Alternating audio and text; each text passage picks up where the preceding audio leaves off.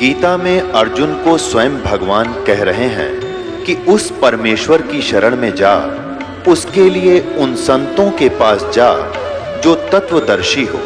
इसी प्रकार हजरत मोहम्मद को उनका अल्लाह कह रहा है कि कोई और पूर्ण परमात्मा है, उसको पाने के लिए उन तत्वदर्शी संत की तलाश कर। वो प्रभु कौन है, ये जानने के लिए कृपया अवश्य सुनिए जगत गुरु तत्वदर्शी संत रामपाल जी महाराज के अमृत वचन। मिल जाते हैं, फिर वो परमात्मा हमें विशेष लाभ देता है। कहते पर्वत पर्वत में फेरा कारण अपने राम, राम जैसे संत मिले जिन सारे सब काम। पर्वत पर्वत हम फिरे प्रभु की तलाश में, क्योंकि परमात्मा अंधे को आंख दे, कोढ़ी को काया दे, निर्धन को माया दे और मोक्ष प्राप्त करावे।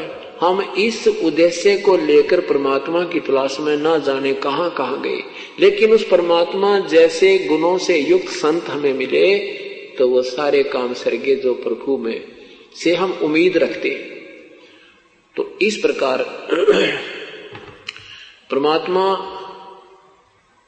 साकार में हमें लाभ देता है और साकार ही है, उससे हमें विशेष लाभ होता है। जैसे वायु निराकार है और वायु को एक ट्यूब में डाल देते हैं। निराकार वायु 10 ग्राम वजन नहीं सहन कर सकती, अगर ऐसे रख दे तुरंत नीचे आता है।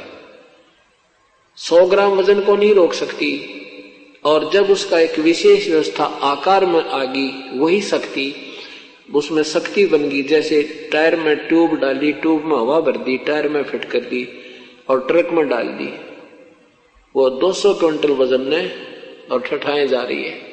तो वो वही जो वायु अब उसका आकार बना, आकार माने से उसकी मर्यादा बनी, और फिर वो कितने वजन को उस हवा ने उठा रखा है। ऐसे ही ये हमारी एक ट्यूब है, इसमें हम राम नाम की वो हवा भरेंगे, उस शक्ति की हवा भरेंगे, तो इसमें वह शक्ति आ जाएगी और हमें हमारे सारे काम को वो ऐसे सारेगी जो हम 10 ग्राम भी नहीं, हम कुछ भी काम नहीं कर सकते थे। फिर वो परमेश्वर की जो शक्ति है, भक्ति की शक्ति हमारे इसमें प्रवेश करेगी इस साकार शरीर में, तो फिर वो बहुत लाभ देगी। ऐसे ही परमात्मा की सतिथि समझने में हमें राहत मिलेगी। परमात्मा साकार है, हमें दिखाई क्यों नहीं देता? जैसे सूरज के आगे बदरा ऐसे करुम छयारे, प्रेम की पवन करे चितमंजन जल के तेज नयारे। जैसे सूरज के आगे बदरा माने बादल, जैसे सूर्य के सामने बादल आ जाते हैं, सूर्य अदृश्य हो जाता है, अंधेरा छा जाता है, रात्रि जैसा लगता है, लेकिन सूर्य की स्थिति समाप्त नहीं है, क्योंकि बादलों ने उसके प्रकाश और हमारे बीच में एक बाधा डाल दी। तेज हवा चली, वो बादल इधर उधर हो गए और सूर्य का प्रकाश हमारे ऊपर ज्यों का तो विद्यमान सूर्य हमें दृष्टिगोचर हो रहा है। ऐसे हमारे अंतःकरण में और परमात्मा के बीच में और हमारी आत्मा के बीच में हमारे पाप कर्मों की एक मोटी दीवार होगी। तो वह कैसे कटेगी? प्रेम की पवन करे चित मंजन जल के तेज नयारे। प्रेम की पवन, भक्ति करेंगे, साधना करोगे, दान करोगे, आप में विनम्रता आएगी, अंदर से परमात्मा का प्यार उपजेगा। और जब हमारा रोना आया करेगा प्रभु के लिए, इसकी जरा से जिक्र चलते ही आत्मा फूट फूट कर रोया करेगी, तो वो हमारे पाप निकल रहे हैं, वो प्रेम की पवन चल पड़ी, और एक दिन वो हमारे पाप का बादल हट जाएंगे, तो परमात्मा हमें साक्षात दिखाई देने लग जाएंगे। प्रेम की पवन करे चितमंजन, वो झलके तेज नयारे, उस परमात्मा का न्यारा ही नूर दिखाई देगा, प्रभु का शरीर दिखाई देगा, हमें उसका आभास होने लगेगा। तो उससे योग्य होने के लिए क्रियाएं कौन कौन सी हैं, ये आपको बताई जा रही हैं। जैसे रोगी को डॉक्टर कई प्रकार की गोलियां देता है, कोई पीने की दवाई है, कोई कैप्सूल है, कोई इंजेक्शन लगाता है, तो हमने वो सारे ही ट्रीटमेंट विधिवत करना होता है, जिससे हम शीघ्र आरोग्य हो जाते हैं।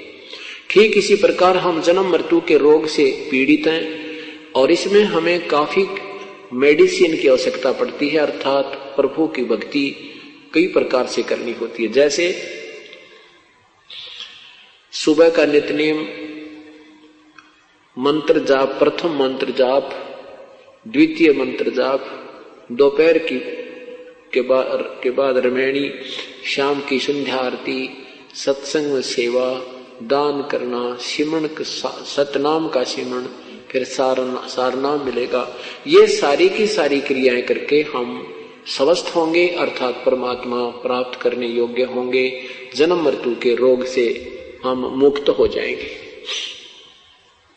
अब जो साधनाएं हम सुना करते थे, ऋषियों संतों को देखा करते थे, कैसे कैसे वो साधना करते थे, कोई कुछ करता है, कोई कैसे साधना बताते थे, कोई ऊपर ने पैर करके, कोई धूने लाके, कोई किसी प्रकार से कर रहा है, कोई किसी प्रकार से कर रहा था, तो वो साधनाएं ठीक नहीं थी। वो साधनाएं मनमुखी थी जो हमारे, और ये सब काल ने हमारे ऊपर जाल फैला रखा है, इसको सतमार्ग पर नहीं लगने देता प्राणी को। इस वास्तविक विधि न प्राप्त होने से संतों और पंथों की कैसी दुर्गतियां रही। आदनी गरीबदास साहिब की अमरवाणी तर्क माया का ग्रंथ तर्कवेदी आपको सुनाते हैं। पांडे वेद पढ़े क्या होई, गट अंदर की खबर न जाने, दौरा लूटे तो ही। एक गुदरी एक धागा, पांच तरंग भी ना बागा, हाड चाम का सकल पसारा, सब गट एक बोलन हारा। ब्रह्म वेद भूलो मत को, सब गट एक गुद्दा लोहू। भगद्वार सब आवे जाही, ऊंच नीच कहां भिन्न बताही। आपको माया का ग्रंथ सुनाते हैं। ब्रह्म जोगनी जालम दूती, सुर नर मुनि जन खाए बेगूती। दोनों दीन चले दे धाई, सठ दर्शन को ठोर न पाई। ये सठ दर्शनी साधु कहते हैं इनको, इनका कितने ठिकाना कोई ना। इस माया क्या चीज है कि गंगा में माया पानी बन गई स्नान करने। जैसे आपने सुबह सुना था कि एक महाकुंभ पर्व के ऊपर स्नान करने में के लिए दो गुटों में, संतों के दो ग्रुपों में झगड़ा हो गया, वहां आपस में कट मरे। तो वहां माया ने उस गंगा के पानी का रूप धारण कर लिया। वहां वो गंगा का पानी माया बन गई, अर्थात वो जाल बन गया, उनके विनाश का कारण बन गया। प्रथम स्नान करने के ऊपर ही वो विनाश कर बैठे। क्या बताते हैं? तो ऐसे इस माया ने जैसे मान बढ़ाई, ये भी माया है। और सिद्धि जिसमें आ गई वो सिद्धि भी माया है। जैसे दुर्वासा जी में सिद्धि आ गई, वांडी पाक गया और विनाश कर दिया कौरवों को, उनको यादों को श्राप दे दिया, उनका सर्वनाश हो गया। चुनक ऋषि जी ने सिद्धि की, वो माया उसके पास होगी, वो धन हो गया उसका, वो माया होगी। उसने बेहतरक्षोणी सेना का मानधाता चक्रवर्ती की राजा की बेहतरक्षोणी सेना का विनाश कर दिया। तो यहाँ क्या बताते हैं कि ये माया इस जीव को सतमार्ग पर नहीं लगने देती। ये मान बढ़ाई आदि गलत साधनाएं जो हैं, तो इसमें क्या कहते, दोनों दीन चले दे धाई, सठ दर्शन को ठोर न पाई। पंडित पकड़ चौप टैली ने, काजी के सिर बोझे दीने। कुतुब गोश और सब गलत गुजारी, मारे मुल्ला बंग पुकारी। पीर पैगंबर रहा चलाए, गुर्जो मार त्रिगुंडे काए। क्या बता रहे हैं कि ये जितने भी साधक हैं, जैसे पंडित जी अपनी क्रियाएं करते रहे, श्राद्ध निकलवाते रहे, तुम्हारे हवन होम कर देंगे, फलान कर देंगे, ये साधना शास्त्र अनुकूल नहीं थी। तो वो स्वयं भी विनाश को प्राप्त हुए, यजमान अपने अनुयायियों को भी नरक ले गए। ऐसे ही काजी और मुल्ला जो हैं, ये भी शास्त्र विरुद्ध साधना कर और करवा रहे हैं। इन सब को परमात्मा सबके विषय में बता रहे हैं। जालम जोगनी ऐसा कीन्या, मोहम्मद का सब मजहब छीन्या। नेम नमाज करें थे रोजा, जिनके कहीं न पाए खोजा। जैसे नेम नमाज, नेम होते नित नेम जो करे हैं, जैसे गीता जी का नित पाठ करना, उधर से 5 बार नमाज करने वाले कहते हैं ये कहीं स्वर्ग पुर्ग में नहीं पहुंचते, इनकी किताब खोज भी ना पाती, ये अपने मन में अपने आप प्रसन्न है, लेकिन ये शास्त्र विरुद्ध साधना होने से ठीक नहीं है। नेम नमाज करें थे रोजा, जिनके कहीं न पाए खोजा। मारे विरक्त ब्रह्म आचारी, धाम पुजाए सिर देखारी। ये धाम पूजनीय भी कहते, इनके ऊपर भी भार है, ये मुक्त नहीं होते। जिन सिर जटा बहुत थी लंबी, मारे नागा मुनियर बम्बी। चुंडत मुंडित सबे सिंघारे, जो धूमी 5 लगावत हारे। क्या बताते हैं कि जिनके सिर पर लंबी लंबी बाल थे, ये ऋषि महर्षि दिखे बड़े बड़े हैं, और जिन्होंने या घोटम घोट करा रखा, कभी बाल कटवा के बिल्कुल कोरा कचकोल कटा रखा। कहते इस तरीके से भगवान नहीं मिलता।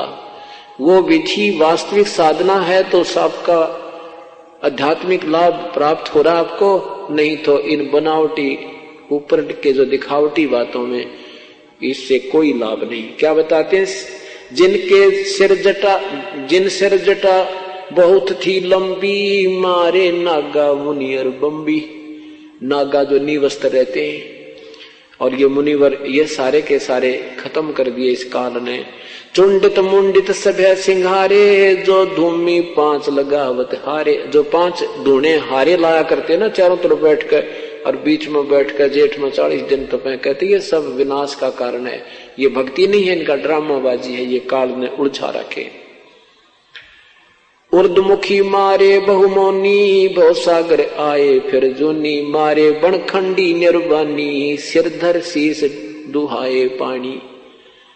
जो ऊपर ने उर्दमुखी, अर्धमुखी नीचे को पैर, सिर करके ऊपर ने पैर रखा करते, ऐसी साधना की। कहती है सब, और जो मौन रखते हैं ये भी बनखंड में चले जाते हैं, निर्वाण धारण करके, वैराग धारण करके, कहते वो भी मुक्त नहीं हुए।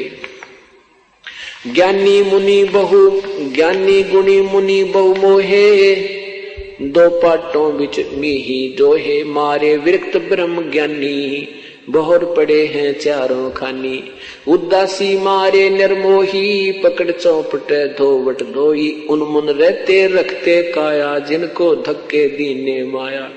त्रिकाली करते स्नाना, ते नर कीने शुक्र समाना। इस काल में कहते हैं जो 3-3 बार स्नान करा करते और भक्ति करते थे, कहते वो साधना शास्त्र विरुद्ध होने से वो गधे और कुत्ते बने, सुअर बने। त्रिकाली करते स्नाना, ते नर कीने शुक्र समाना। जो नर अंग लगावत छारा, ते आने तिरगुण व्यवहारा। जो शरीर पर राख लपेट कर शरण शरण हो गए तो बड़ा ओलिया है, ये साधु बड़ा महापुरुष है, कहते हैं वो सब 84 लाख योनियों में गए। मारे चारों वेद वकंता, जो नर 18 पुराण अकथनता।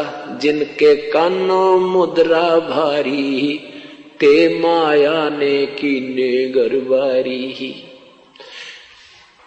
अब क्या बताते हैं परमात्मा, इंद्रिय जीत रति कर डारे, जिनके मोंढे कीने कारे। चुंडित मुंडित गुफा धारी, जिनको जोग निम लागी प्यारी।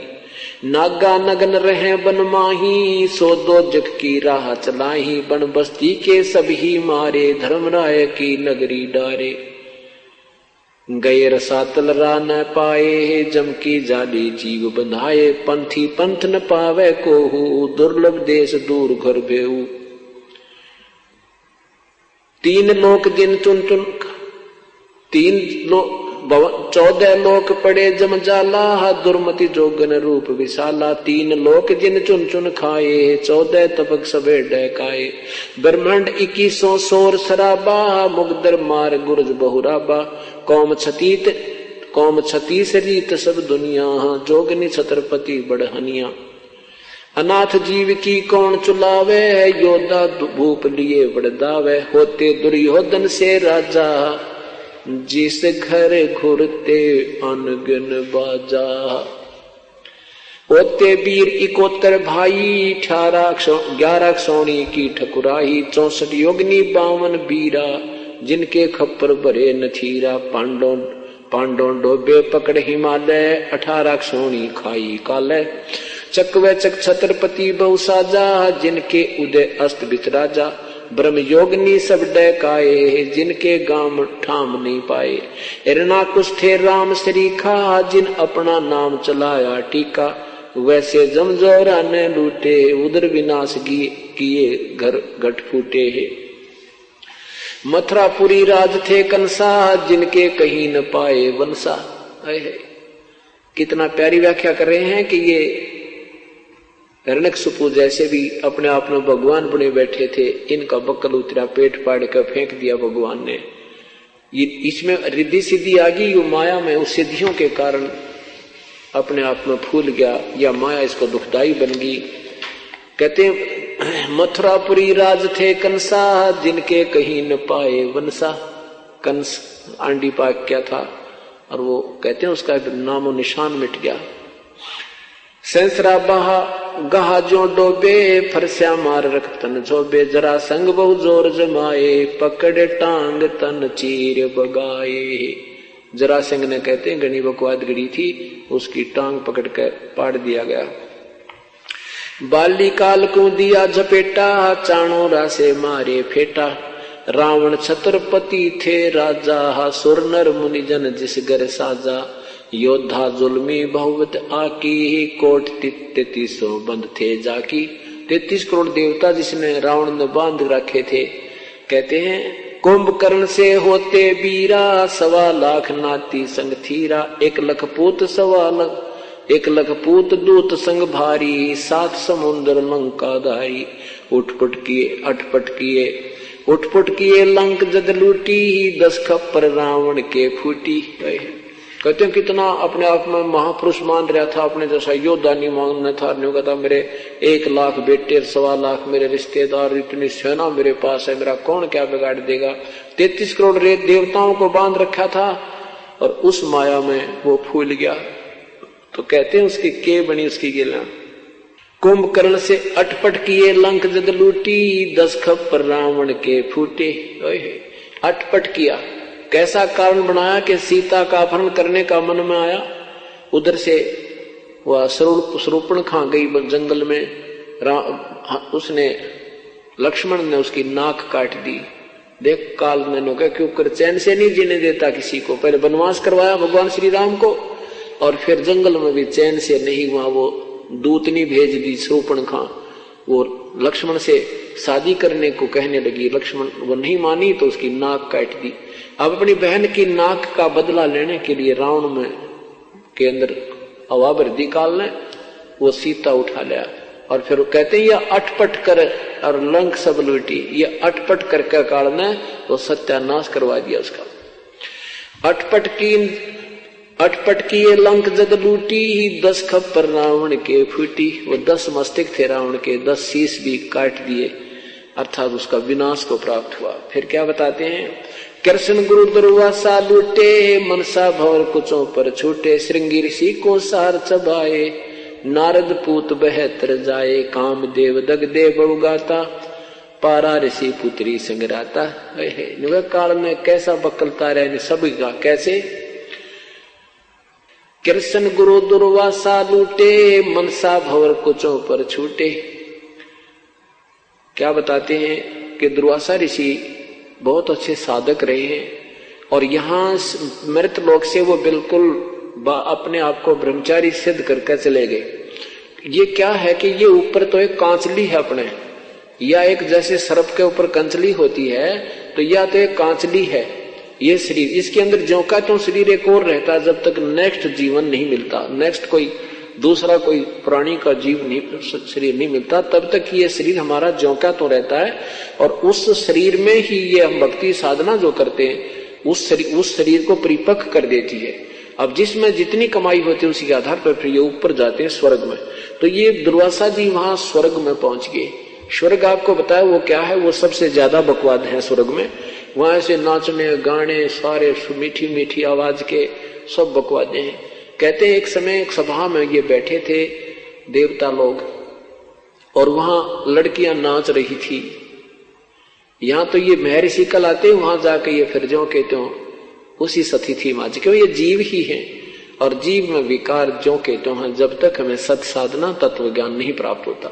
तो ये दुर्वासा वहां बैठा था और एक लड़कियां नाच रही थी। तो इसने क्या किया, सिद्धि होती है इन ऋषियों में, इसने एक भंवरे का रूप बना के और उस लड़की की दूधी को काट दिया जो अर्धनग्न थी, और उस लड़की ने हाथ मार दिया। अब कोई हमारे मच्छर लड़े, कोई भेड़ लड़े या कोई ततैया लड़े, भौरा लड़े तो हम हाथ ही मारेंगे।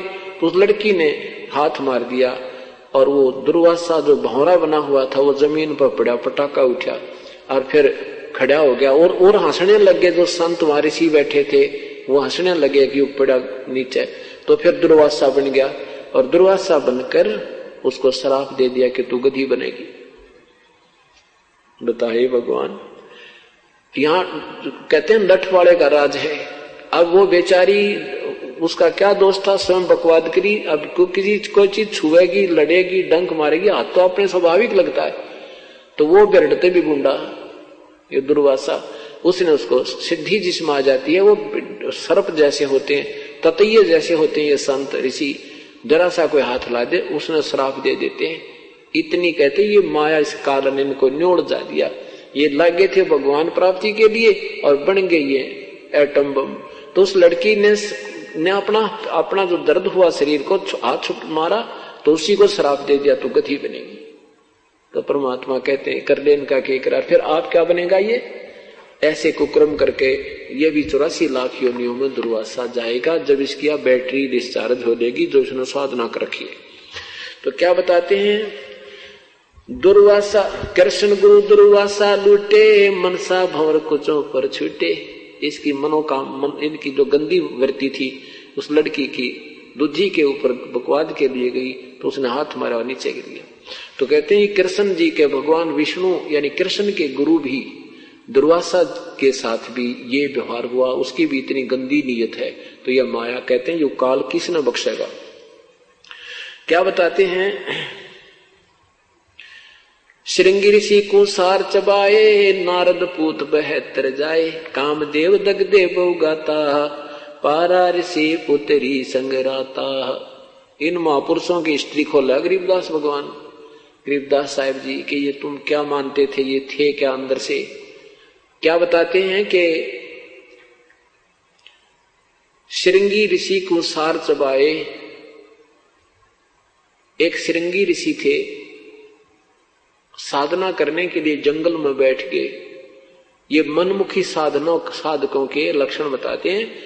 शास्त्र विधि को त्याग कर जो मनमानी पूजा करते हैं, बहुत ये क्या करते थे कि अभी भक्ति करेंगे उससे पहले शरीर को साध लेते ताकि कम आहार की आवश्यकता पड़े, कम व्यवहार की आवश्यकता। इस प्रकार काफी एक प्राणायाम आदि करके एक नाभि के पास, नाभि जो अपनी सूंडी है, इस नाभि है, नाभि के सब नाड़ियां नाभि से संबंधित हैं और इन नाड़ियों के नाभि की नाड़ियों को एक नाड़ी और है, उसको नागनी बोलते हैं, नागफनी।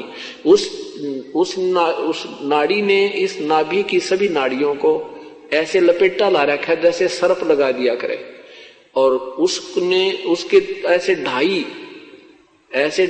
लपेटे हैं और वह शेष वो नागनी वो ऐसे एक आंतड़ी है नाग जैसे फुन वाली, उसकी 2 फुन है, वो ऐसे रहती है। और जो हमारे शरीर में एक अमृत बनता है वो अमृत को पीती है और श्वास से खड़ी रहती है। तो ये प्रणाम कर करके क्या करते हैं, उस नागनी को ढीला कर लेते हैं। प्रणाम कर करके वो नागनी को जो है ना मुरझा जाती है और वो अमृत जो है शरीर में प्रवेश करने लग जाता है। हमारी ये तालू है, तालू के ऊपर एक जैसे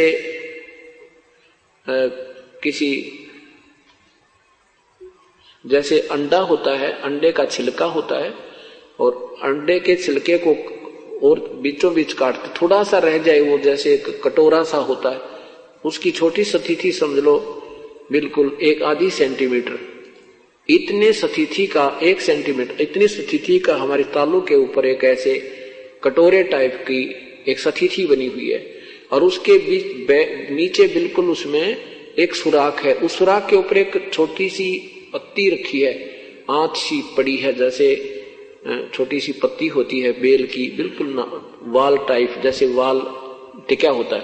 तो इस तालु का अभ्यास करने से, ऐसे जो खेचड़ी मुद्रा लगाते हैं, तो उससे क्या होता है कि वो जरा सा तालु उसके जो उस अमृत को रोके हुए होता है, वो थोड़ा सा खिसक जाता है, वो फिर नीचे आता है, नीचे आकर के फिर ये नाभि पर आता है। और नाभि अगर वो नागनी ना पीवे, वो नागफणी नहीं पीवे, तो ये सारा उसी अमृत से इस शरीर में इतना जो ना सरूर सा हो जाता है कि भूख लगनी बंद हो जाती है और निंद्रा आनी बंद हो जाती है। तो उसके अभ्यास में भी हमें कम से कम 20 वर्ष लग जाते उसको प्रफुल्लित करने में। ये पुराने समय के काम हैं, ये लगे रहते, ठाली बैठे थे ऋषि लोग, लाखों वर्ष की उम्र होती थी, ये बकवादा में लगे रहते, लेकिन वो साधना परमात्मा पाने की फिर भी नहीं है। वो तो साधना शास्त्र विरुद्ध है, और शास्त्र अनुकूल साधना बिल्कुल सिंपल सी है, ये नहीं करनी थी। फिर भी उन ऋषियों को जिन्होंने शास्त्र विरुद्ध साधना की और इस माया ने, काल के जाल ने कुकर भरमा दिए, तो उस श्रृंगी ऋषि ने अभ्यास कर लिया अल्प आहार करने का। पहले आहार अपना साधना की, शरीर को शोधा ऐसे, और फिर इतनी साधना कर ली कि दिन में एक बार एक वृक्ष की छाल के ऐसे जीभ लगाता, उसी से तृप्त हो जाता, और वहीं बैठा उसकी तरफ मुख करके अपना वो ध्यान लगाता रहता। एक दिन वो श्रृंगी ऋषि अयोध्या के पास आ गया। अयोध्या के पास जंगल में, बिल्कुल निकटतम जंगल में, नगर के आसपास जो सब ने दिखाई दे, रास्ते के आसपास ही बैठ गया। सारे अयोध्या नगरी में एक चर्चा का विषय होगा कि ऐसा साधु आया है, 1 महीना हो गया है, बिल्कुल आहार नहीं करता, एक बार वृक्ष के छाल के ऐसे जीभ से चाटता है, सारा दिन ऐसे बैठा रहता है। बहुत चर्चा का विषय हुआ, लोग देखने गए, जवान अवस्था थी, सुंदर शरीर ज्यों का त्यों, और आहार कुछ नहीं कर रहा, तो बहुत ज्यादा प्रभावित लोग हो गए। राजा दशरथ की बेटी शांता, जो श्री रामचंद्र से बड़ी थी, रामचंद्र हर तो फिर बाद में हुए हैं, बहुत बाद में, वो शांता जो है जवान थी, उसके बाद कोई पुत्र नहीं था, कौशल्या की पुत्री थी वो। उसके बाद राजा को कोई संतान नहीं थी, तो इकलौती पुत्री थी। इकलौता बच्चा ज्यादा ही लाडला होता है, तो वो लड़की अन्य सहेलियों के साथ उस ऋषि को देखने गई। शांता उस ऋषि को देख करके उस पर आसक्त होगी। उसने किसी संत से, ऋषि से, अन्य ऋषि से पूछा कि ये संत कैसे आंखें खोले, कैसे ये संसार व्यवहार में यानी देखे, हमारी तरफ संसार को देखे। तो उस ऋषि ने बताया कि जहां वो जीवा लगाता है वहां पर थोड़ा सा शहद लगा देना। अब राजा की लड़की ने कौन टोके, राजा की लड़की ने जाकर के जहां वो जीभा लगाता था दिन में एक बार, उसके वहां थोड़ा सा शहद लगा दिया वृक्ष के। अब पहले ऋषि एक बार जीभा लगाता था, उस दिन 3 बार लगाई उसने, आनंद से आया, वो शहद अंदर गया, अगले दिन फिर लगा दी, तीसरे दिन ऋषि ने आंखें खोल ली और शांता खीर बनाकर लेके पी थी। कहने का भाव ये है कि ऋषि फिर आहार करने लग गया। फिर ऋषि, अब शांता उस ऋषि के साथ चली गई। कहने का भाव उन्होंने अपना शादी कर ली और राजा दशरथ की इच्छा के विरुद्ध कर ली। तो राजा दशरथ ने किसी अन्य राजा से कहा कि हम क्षत्रिय हैं, ये ब्राह्मण है और हमारी इसमें इंसल्ट होती है, आप इसको गोद ले लो, लड़की को आप शादी कर देना। कहने का भाव ये है कि परमात्मा क्या बताते हैं, श्रृंगी ऋषि को सार चबाए, नारद पूत बह तर जाए। अब परमात्मा कहते हैं जब तक आप पूर्ण संत, पूर्ण परमात्मा की शरण में आकर विधिवत साधना नहीं करोगे, यू काल न्यो नचाए जागा तुमने। क्या बताते हैं, एक बार नारद जी जंगल में साधना करने चले गए। 12 वर्ष तक बैठकर खूब तप किया। मन में मान लिया कि हमने सब इंद्रियों पर काबू कर लिया, अब जंगल में आदमी अकेला रहे, वृक्ष दिखे, पत्ते घास फूस खावे, आप पे यू मन बकवाद करने तो चुप हो जाता, यू दड़ मार जा, ये बिल्कुल दुबक जाता है और फिर ज्यों का त्यों तैयार हो जाता है। ये अनजान ऋषियों को ज्ञान नहीं था। 12 वर्ष के बाद नारद जी आए। ब्रह्मा, विष्णु और महेश जी ये तीनों भाई हैं। बड़े ब्रह्मा जी, बीच के विष्णु और छोटे भगवान शिव। तो नारद जी जो ब्रह्मा जी के पुत्र हैं, महर्षि नारद जो है विष्णु जी के पास गए। विष्णु जी ने पूछा, भाई ऋषि जी बहुत दिनों में दर्शन दिए, कहाँ चले गए थे?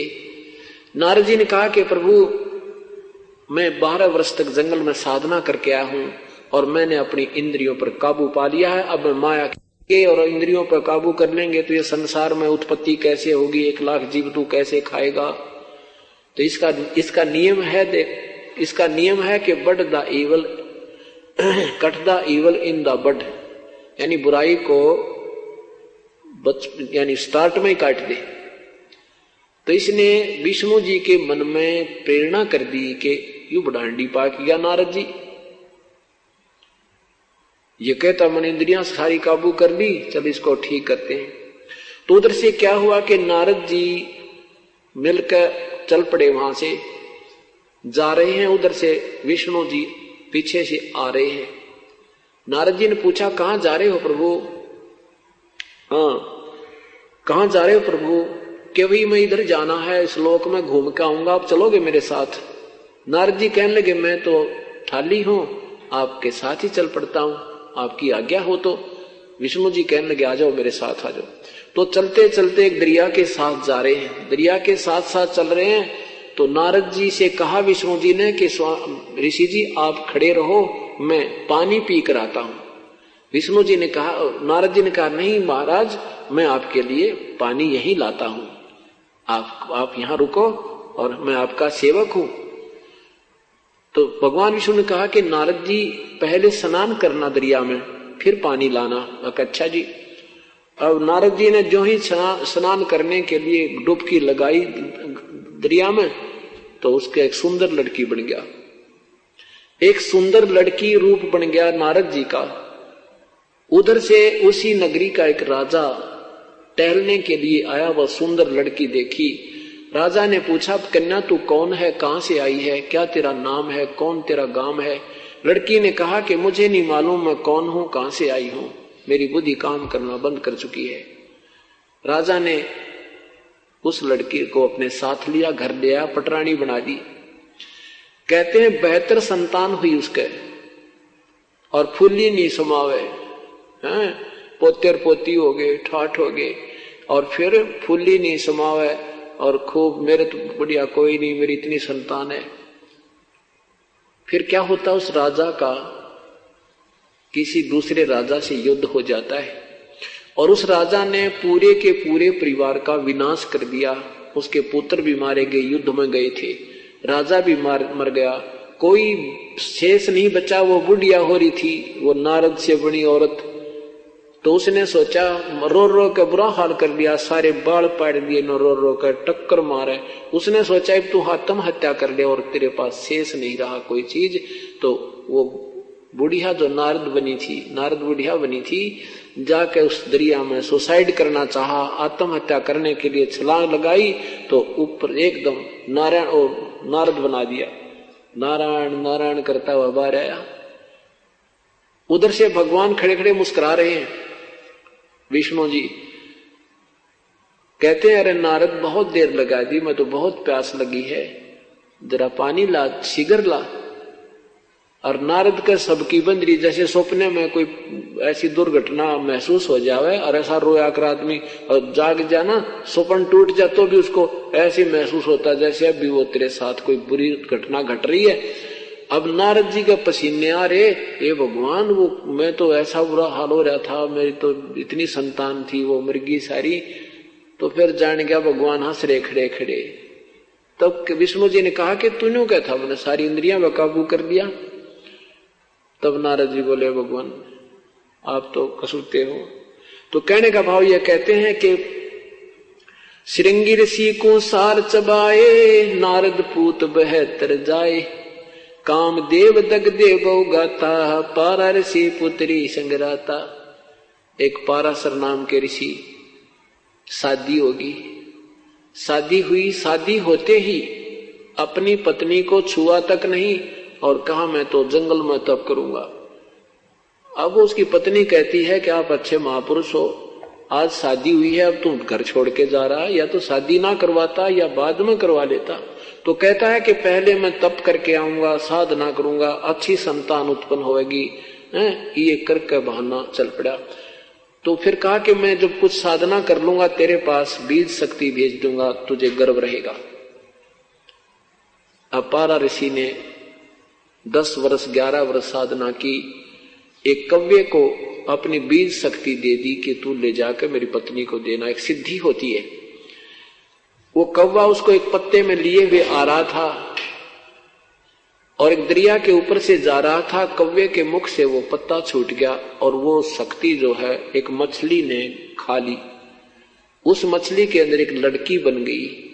वो लड़की को एक धीमर ने, मछियारे ने, और वो बोटिंग का भी काम करता था, नाविक ने, वो मछली धीरे धीरे काटी। उसको पता होता है उनको कि इसमें कोई वस्तु मिल जाती है, तो उसमें एक लड़की, बिल्कुल लड़की पाई और उसका फिर उसने अपनी पुत्री की तरह उसकी परवरिश की। जब वो लड़की 12-13 वर्ष की होगी, एक वर्ष के बाद उसने 2 वर्ष के बाद वो शक्ति भेज दी। तो जब वो लड़की 13-14 वर्ष की होगी, उधर से ऋषि अपनी साधना करके वापस आ रहा है। उस दरिया के किनारे आके खड़ा हो जाता पाराशर ऋषि। उस समय वो लड़की जो है, जो पाराशर ऋषि की ही बेटी समझो, जो उसी के बीज शक्ति से मछली के अंदर उत्पन्न हुई थी, वो लड़की अपने मछियारे पिता की रोटी लेकर आई हुई थी, वो नाविक की, मल्लाह की, और वो मल्लाह रोटी खा रहा था। पाराशर ऋषि आया, उसने कहा कि मल्लाह मुझे पार करो, शीघ्र जाना है। उस मल्लाह को पता था कि इधर जो वन से संत आते हैं, ऋषि आते हैं, ये तोप बनकर आते हैं, ये साधना करके आते हैं, इनमें सिद्धियां होती हैं, और जरा सी इनकी बात की अवहेलना होगी तो ये श्राप दे देते हैं। तो उसने कहा महाराज मैं तो खाना खा रहा हूं, जरा सा आप इंतजार करो। तो उसने कहा कि नहीं, मुझे इतना समय नहीं है। तो उसने कहा बेटी, अपनी पुत्री से कहा कि जा बेटी तू ऋषि को दरिया से पार करा, नौका चला ले जा।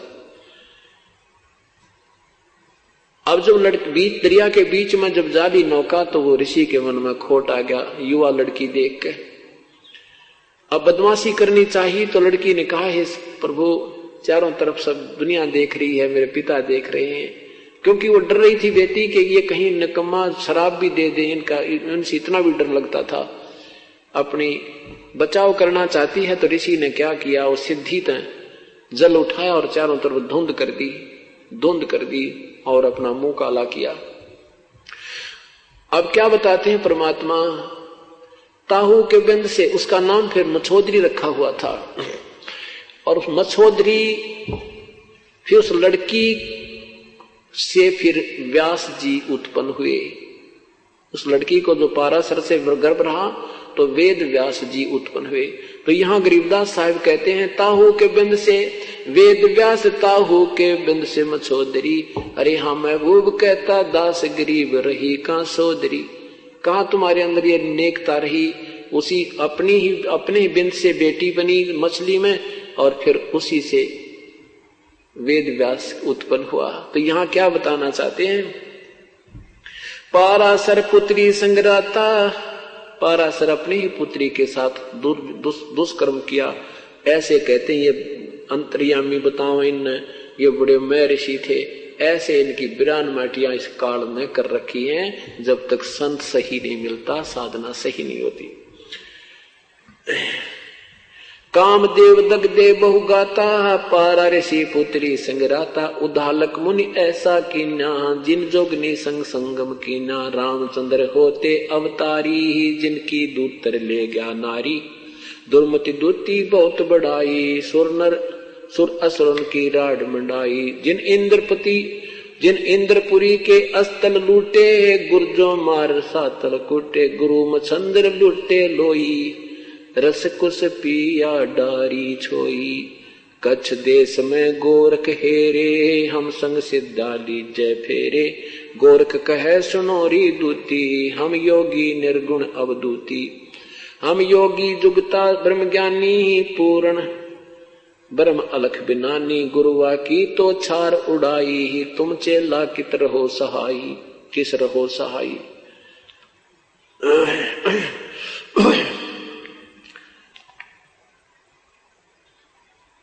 उल्टा बिंद चला हूं पारा, हम योगी पूर्ण करतारा। यग रची जद पांडो, यग रची जद पांडो, जब यग रची जब पंडो राजा, नौ नाथो नहीं नादू बाजा।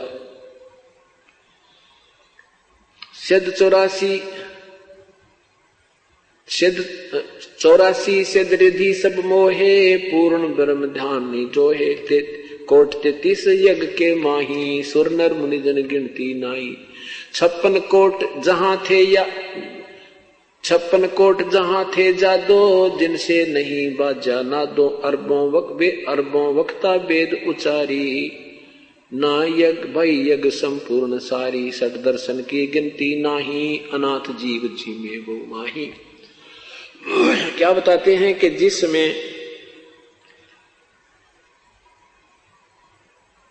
अब शास्त्र विरुद्ध साधकों और शास्त्रानुकूल साधनों की साधक की तुलना करते हैं, निष्कर्ष दिया है। गीता जी में आपने सुना होगा, दूसरे अध्याय के 37 और 38 श्लोक में गीता बोलने वाला भगवान कह रहा कि अर्जुन तू युद्ध कर ले, तुझे कोई पाप नहीं लगेगा, तू केवल निमित्त मात्र है। और यदि युद्ध में मारा गया तो स्वर्ग जाएगा, विजयी हुआ तो इंद्रप्रस्थ का तू राज भोगेगा, तेरे दोनों हाथों में लड्डू है।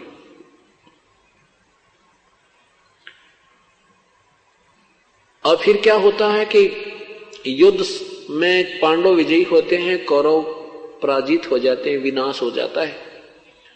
राजगद्दी पर युधिष्ठिर को बैठा दिया जाता है। युधिष्ठिर जी को बुरे बुरे शोपन आने लग जाते हैं। उसके समाधान के लिए भगवान श्री कृष्ण के पास द्वारका जाते हैं पांचों पांडव, क्योंकि श्री कृष्ण जी पांडव और यादव के गुरु जी थे, धार्मिक गुरु थे, ये नाम उपदेश देते थे। तो कोई समस्या आती है तो अपने गुरुदेव के पास ही जाकर समाधान करवाते हैं। तो भगवान श्री कृष्ण ने कहा कि जो तुम्हें सौपन आ रहे हैं युधिष्ठिर जी को, इस कारण से आ रहे हैं कि तुमने महाभारत में जो पाप किए हैं वो तुम्हें दुखदाई हो रहे हैं। उसके लिए एक अश्वमेध यज्ञ करो।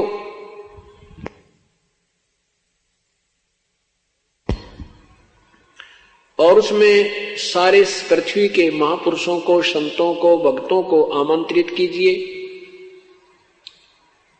ज्यादा से ज्यादा जितने जीव आपके यज्ञ में आहार करेंगे उतना ही पुण्य अधिक होगा। और उसमें एक शर्त रखी कि तुम्हारी यज्ञ संपूर्ण होने का एक लक्षण होगा कि एक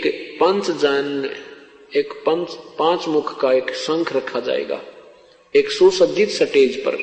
और जब सभी भोजन खा लेंगे उस यज्ञ में, वो शंख अपने आप आवाज करेगा। अगर उस शंख ने आवाज कर दी तो तुम्हारा यज्ञ संपूर्ण हुआ, और शंख नहीं आवाज करेगा तो यज्ञ संपूर्ण नहीं होगा, तुम्हें कोई लाभ नहीं होगा। उसके लिए दूर दूर से साधु संत बुलाओ और किसी महापुरुष के भोजन खाने से वो शंख आवाज करेगा। अब यहां अर्जुन देखता है कि भगवान गीता का ज्ञान देते समय तो कह रहा था तुम्हें कोई पाप नहीं लगेगा, अब कह रहे हैं कि तुम्हें वो युद्ध में किए हुए पाप ही दुखदाई हो रहे हैं। इस यज्ञ में करोड़ों रुपए लगना था, और भाई युधिष्ठिर का दुख निवारण तब होना था। अब अर्जुन के मन में आता है कि भगवान तब तो कह रहे थे कि तुम्हें पाप नहीं लगेगा, आज कह रहे हैं पाप लगेगा। अब मैं इसे प्रश्न करूंगा तो भाई ये सोचेगा कि ये लाखों करोड़ों रुपया लगता दिखाई देता है, अर्जुन बौखला गया है। और वाद विवाद कर रहा है, कहीं ये मेरे इस इलाज में प्रसन्न ना हो। और अर्जुन को पता था कि युधिष्ठिर ऐसी नेक आत्मा है, अगर इसको जरा भी आभास हो गया कि मैं ये प्रसन्न करूंगा और ये महसूस कर जाएगा कि पैसे लगते दिखें, इसलिए ये भगवान से वाद विवाद कर रहा है, तो वो चुप हो गया कि मैं अब नहीं बोलता। अब अगर मैं पूछूंगा कि आप क्या कह रहे थे कि आप तुम्हें पाप नहीं लगेंगे, आप कह रहे हो वो पाप तुम्हें लगे, जबकि मैं युद्ध से मना कर रहा था। अर्जुन नहीं बोला, सब्र किया, संतोष किया, अपने मन को मार लिया, चुप हो गया और कहा प्रभु जैसे तुम कहोगे ऐसा ही होगा। कहते हैं जब यज्ञ का एक स्थान नियुक्त किया, दिन निहित किया भगवान श्री कृष्ण जी ने, भगवान श्री कृष्ण भी उपस्थित हुए, 33 करोड़ देवता, 88,000 ऋषि, 56 करोड़ यादव भी वहां पर विद्यमान थे उस यज्ञ में, और 9 नाथ 84 सिद्ध, ये वशिष्ठ मुनि जैसे महापुरुष ये सारे उसमें विद्यमान थे, 9 नाथ भी विद्यमान थे, गोरखनाथ जैसे 84 सिद्ध भी विद्यमान थे, ब्रह्मा विष्णु महेश श्री कृष्ण आदि भी वहीं पर विराजमान थे, और सबने भोजन खा लिया पर शंख नहीं बजा। फिर किससे वो शंख बजा? उस पूर्ण ब्रह्म के सतनाम सार नाम उपासक, सतनाम उपासक, सत साधना उपासक सुपथ सुदर्शन से द्वापर युग में करुणामय नाम से पूर्ण परमात्मा आए हुए थे। उसमें अपनी सतभक्ति का मार्गदर्शन कर रहे थे। उसमें एक हंस ने उनको समझा था, जो एक वाल्मीकि घर में जन्म था, नाम सुदर्शन था उनका। सुपथ वैसे कहते हैं जैसे हरिजन कहा करते हैं। तो सुदर्शन जी को बुलाकर लाए थे और उनसे फिर वो शंख बजा था। उसके विषय में जानकारी दी है। क्या बताते हैं?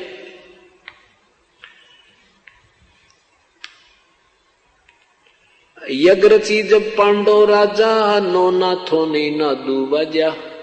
यज्ञ रची, अश्वमेघ यज्ञ जब रची उन पांडव राजाओं ने, तो 9 नाथों से भी वो शंख नहीं बाजा, आवाज नहीं की शंख ने।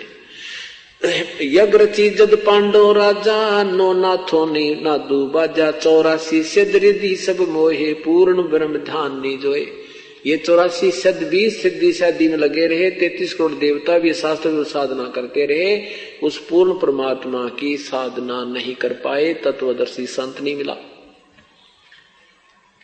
कोट 33 यज्ञ के माही, सुर नर मुनि जन गिनती नाही। 33 करोड़ देवता भी यज्ञ मारे थे, जिन देवताओं की हम पूजा करके प्रसन्न रहते हैं। कहते हैं वो 33 करोड़ योद्धा देवता भी वहां पर उस यज्ञ में उपस्थित थे, परंतु शंख नहीं बजा उनसे। 56 कोट जहां 33 कोट यज्ञ के माही, सुर नर मुनि जन गिनती नाही। 56 कोट जहां थे यादव, जिनसे नाही बाजे नादो। भगवान कृष्ण समेत सभी यादव वहां उपस्थित थे, सबने भोजन कर लिया था, उनसे भी शंख नहीं बजा। अरबों वक्ता वेद उचारी, ना भई जग संपूर्ण सारी। ना बिरा कितने ये वेद के ज्ञान अपने अपने वेद वक्ता कंठस्थ याद करे फिरे थे, उनसे भी बात नहीं बनी। 60 दर्शन की गिनती नाही, अनाथ जीव जी में बहु माही। सुर नर मुनि जन तपया सन्यासी ही, दंडी वृक्त बहुत उदासी। काम धेनु कल्प वृक्षी लाए, 3 लोक के सुर नर आए। 5 पांडव कृष्ण श्री राह, जिनसे यज्ञ भई नहीं थी राह। 5 पांडव भी और कृष्ण भी वहीं पर बैठे थे, उनसे भी यज्ञ नहीं संपूर्ण हुई, उनसे भी शंख नहीं बाजा। तो क्या बताते हैं? एक बाल्मीक नीचे कुल साधु, जिन शंख पचायन पूरे नादू। कितनी प्यारी बात कह दी, निष्कर्ष दे दिया इस पूरे ग्रंथ का, पूरे इस अंग का।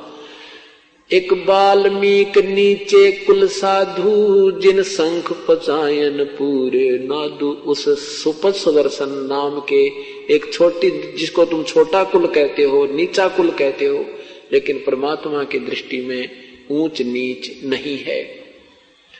अब जो ब्राह्मण लोग 88,000 ऋषि वहां विद्यमान थे।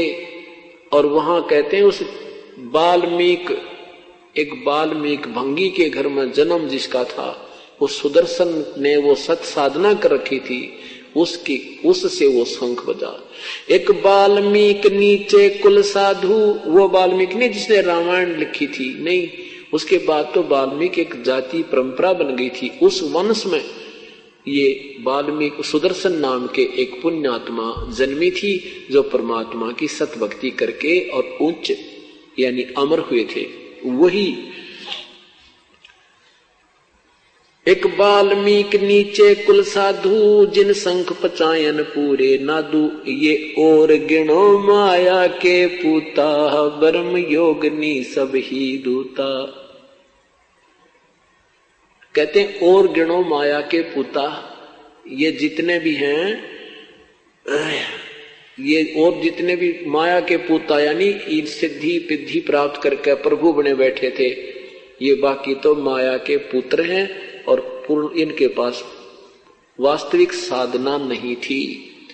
कौन कौन में 33 करोड़ देवता ब्रह्मा विष्णु महेश श्री कृष्ण समेत को रिजेक्ट कर दिया गया, इस एक ही एग्जाम्पल था। ठीक है पुण्यात्माओं, हमें भक्ति का ज्ञान नहीं, हमें कोई 83 जादूगरी दिखा दे, हम उससे प्रभावित हो जाते हैं, उसको परम संत परम ऋषि मान बैठते हैं।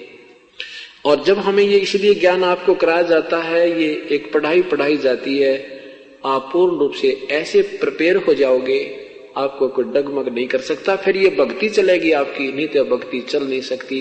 कोई चार बात बनाने वाला, मीठी मीठी गल्ला करने वाला आपको मिल गया, आप उसी से प्रभावित हो जाओगे। फिर आप इतना निर्णायक हो जाओगे, आप उस व्यक्ति को कितना ही बातें बनावे उसको रिजेक्ट कर दोगे। नहीं, आप केवल बात जानते हो, आपके पास तत्व ज्ञान और वास्तविक साधना नहीं है।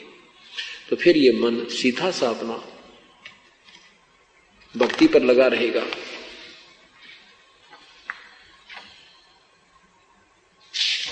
क्या बताते हैं, नूरी अंग बिनस है भाई, ही माटी के किस गिनती माही, ऐसे भरम न भूलो लोई, उनकी ओट न उबरे कोई। क्या बताते हैं कि जैसे इन ऋषियों का, संतों का, ब्रह्मा विष्णु महेश का शरीर भी नूर का है, इनके शरीर से भी प्रकाश है। अब जैसे प्रारंभ किया था कि सत्य चित आनंद, सत्य चित आनंद माने सचिदानंद। जैसे मूल कमल में गणेश जी है और गणेश जी का शरीर है, और गणेश जी के शरीर से भी प्रकाश निकल रहा है, तेजों में शरीर है, नूर का शरीर है। और इस इनके शरीर को अगर ओरिजिनल शरीर को देख ले तो आपकी आंखें फट जाएं, इतने अच्छे लगेंगे वो शरीर में, इतना सुंदर। जैसे अभी हम किसी सुंदर शरीर को देखते हैं, कोई सुंदर वस्तु देखते हैं, कोई अच्छी नई कार देख लेते हैं, उसकी तरफ ध्यान से देखते ही रह जाते हैं। तो ऐसे हमारा प्रभावित है आत्मा उस सुंदरता को देखने के लिए, क्योंकि वो वास्तविक सुंदरता जिसको हम यहाँ देखते हैं, किसी वस्तु में देखते हैं, कोई अच्छा गाड़ी को सुंदर देखकर प्रभावित हो जाते हैं, किसी और चीज को देखकर हम प्रभावित होते हैं, तो वो जो सुंदरता है उस परमात्मा में है सारी, वो पूर्ण परमात्मा में वो सच्चित आनंद है। अब जैसे श्री गणेश जी का अगर तुम शरीर देख लो, जो मूल कमल में आपकी दृष्टि कभी चली जा, तो आपकी आत्मा वापस नहीं आ सकती वहां से, इतना अट्रैक्शन हो जाता। क्योंकि हम तो पतंग हैं और वो एक उनमें आकर्षण है, और हमने उस रोशनी की आवश्यकता, उस परमात्मा का जो शरीर हमने देख रखा है, आज हम उसको ढूंढ रहे हैं। अब हमने जो कुछ भी दिखाई देती है, हमें वही दिखता है कि शायद ये भगवान ना हो जिसे हम छोड़ के आए थे, जिसको हम देख देख कर प्रसन्न रहा करते थे। ये पतंग जो दीपक पर गिरते हैं, ये इसलिए गिरते हैं कि शायद ये भगवान है जिसकी हमने तलाश है, जिसको हम तो त्याग आए थे, और वो जलते ही मर जाते हैं। तो ऐसे परमात्मा हमें याद दिला। तो ऐसे ही इन सबका नूर है, इनके शरीर में प्रकाश है, तेजों में शरीर है, इनका नूर का शरीर है। विष्णु जी का, ब्रह्मा जी का, शिव जी का, इनका एक जैसे वाट का शरीर है, इनके शरीर से भी प्रकाश है, इनका लोक भी प्रकाश में है, इनके लोक से भी प्रकाशित है, यानी इनका लोक में भी प्रकाश है, हीरे में प्रकाश होता है, ऐसे इनके शरीर में प्रकाश है। तो ये नादान संत ना तो कहीं पहुंचे हैंगे, देख लेते। एक तो कमल ऊपर से देखा जाता, अंदर जब दृष्टि जाती है ऊपर से कमल दिखाई देगा, उसमें पंखड़ियां दिखेंगी, उसकी पंखड़ियों के बीच में एक सुई की नोक टिक है, इतना निशान है, और उसमें एक बहुत जोर की रोशनी जाएगी, वो रोशनी के साथ आत्मा उसमें प्रवेश कर जाएगी, जिसकी वो इतनी साधना होगी कि वो कमल खुल जाए, खिलकर खुल जाए। खिलता है ऐसे जैसे वो बंद पड़ी है अंतड़ियां इस रीढ़ की हड्डी के अंदर जो और के बाहर अंदर की तरफ ये कमल हमारे बने हैं आंतड़ियां से, ये ऐसे लटक रही हैं। अब ये साधना करने से ऐसे ऐसे खिल जाएंगी। उन खिलने के बाद उस कमल के बीच में एक रोशनी सी नजर आएगी, उसमें ये आत्मा अट्रैक्ट हो जाएगी और फिर उसके अंदर घुस जाएगी, अंदर जाकर फिर उस लोक को देखेगी। ये भगवान जय, उसमें आत्मा चलेगी, वापस नहीं आ सकती अभी, क्योंकि आप तो बालक हो, आपने कुछ देखा ही नहीं। इसलिए परमात्मा ने ये अंदर जाने का तरीका नहीं आपको दिया, आपको दिया है कि तुम भक्ति करो और इन कमलों में जो तुम्हें लेन देन है आपका यहाँ करके आगे चलो। अगर इसमें चले गए तो वापस नहीं आ सकती, आप में इतनी कमजोर है अभी हमारी आत्मा। तो हम उस नूर को देखकर आकर्षित हो जाते हैं। उसके बाद फिर ब्रह्मा विष्णु महेश, मूल कमल में गणेश जी, स्वाद चक्र में सावित्री ब्रह्मा जी, नाभि कमल में विष्णु और लक्ष्मी जी, हृदय कमल में शिव और पार्वती जी, कंठ कमल में दुर्गा जी और त्रिकुटी कमल में फिर आगे हम चलेंगे, वहां प्रभु पूर्ण परमात्मा अपने वहां पर अलग अलग स्थान पर अलग स्थिति में आपको मिलेगा। फिर सहस्रार कमल में ये ज्योति निरंजन काल ने अपना एक छलावा किया हुआ है, 1000 पतियां छोड़ 1032 ही जग रही हैं, वो आंतड़ी हैं 1000, उनमें से रोशनी निकल रही है प्रत्येक में न्यारी न्यारी, लेकिन वो वास्तव काल ब्रह्म नहीं है, वो ब्रह्म का फैलाया हुआ जाल है।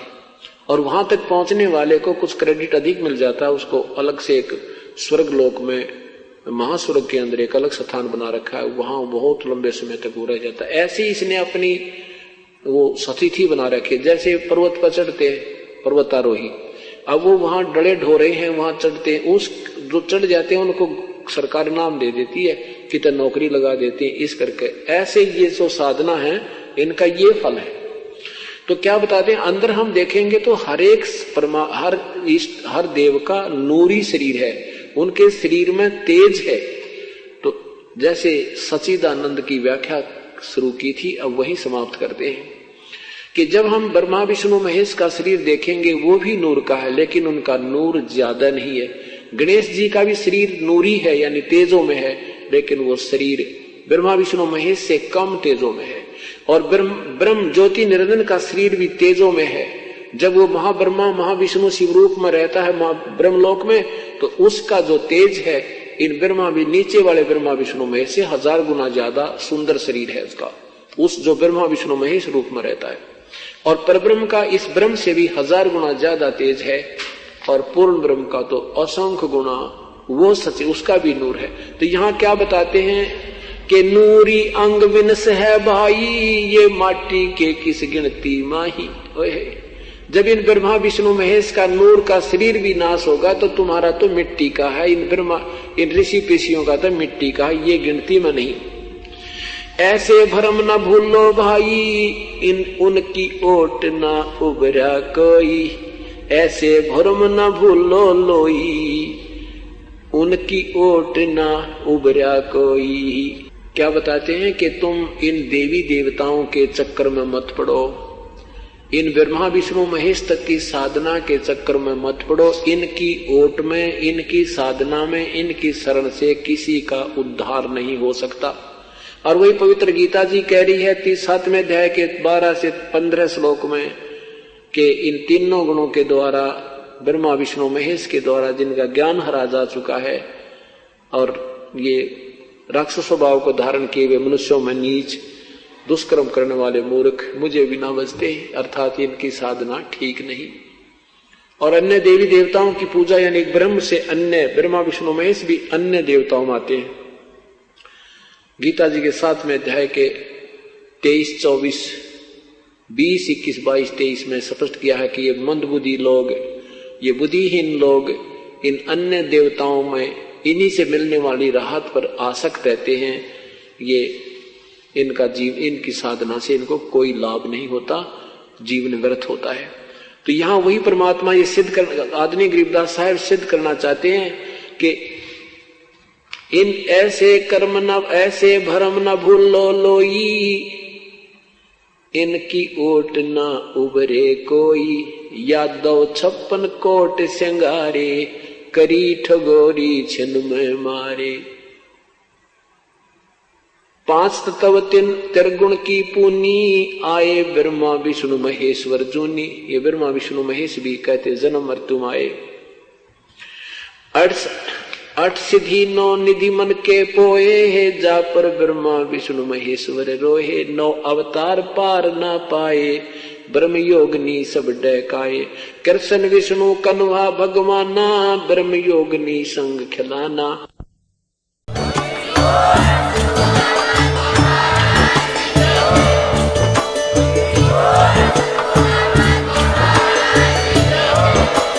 आप सुन रहे थे जगत गुरु तत्वदर्शी संत रामपाल जी महाराज जी के मंगल प्रवचन। अधिक जानकारी के लिए विजिट कीजिए हमारी वेबसाइट www.jagatgururampalji.org। संत रामपाल जी महाराज जी के शुभ आशीर्वाद से पूरे विश्व भर में 500 से भी ज्यादा नाम दीक्षा केंद्र हैं, जिन पर संत रामपाल जी महाराज जी द्वारा ऑनलाइन निशुल्क नाम दीक्षा दी जा रही है। अपने नजदीकी नाम दीक्षा केंद्र का पता करने के लिए संपर्क करें 8222880541।